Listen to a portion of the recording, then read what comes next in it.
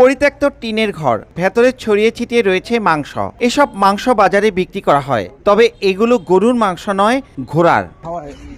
পরিত্যক্ত এ ঘরে মিলে 12টি জবাই করা ঘোড়ার মাংস ও একটি অসুস্থ জীবিত ঘোড়া উদ্ধার করে পুলিশ। ঘটনাটি ঘটেছে মুন্সিগঞ্জের গজারিয়া উপজেলার ভবেরচরের আনারপুর গ্রামে।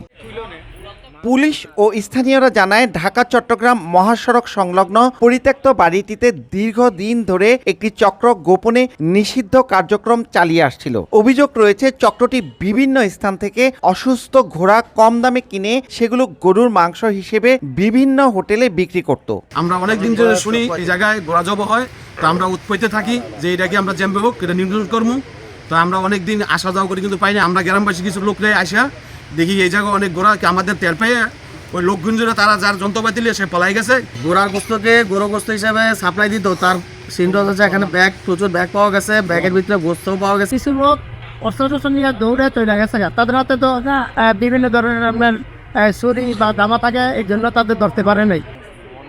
এলাকাবাসীর সন্দেহ হলে তারা ঘটনাস্থলে গিয়ে জবাই করা ঘোড়াগুলো দেখতে পান। এ সময় চক্রের সদস্যরা দ্রুত ঘটনাস্থল থেকে পালিয়ে যায়। এ বিষয়ে উপজেলা নির্বাহী কর্মকর্তা জানান, আইন অনুযায়ী ঘোড়া জবাইয়ের কোনো সুযোগ নেই। অভিযুক্ত কাউকে আমরা পাইনি বলে আমরা তাৎক্ষণিক কোনো ব্যবস্থা নিইনি, তবে আমরা চেষ্টা চালাচ্ছি তাদের ধরার জন্য।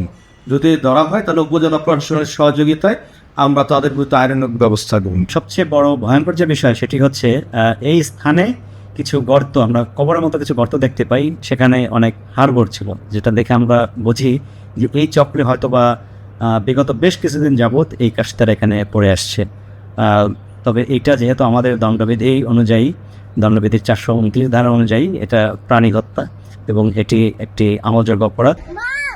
জীবিত উদ্ধার করা ঘোড়াটিকে চিকিৎসা দেওয়া হচ্ছে বলে জানায় প্রাণী সম্পদ বিভাগ। নাসির উদ্দিন উজ্জ্বল, সময় সংবাদ, মুন্সিগঞ্জ।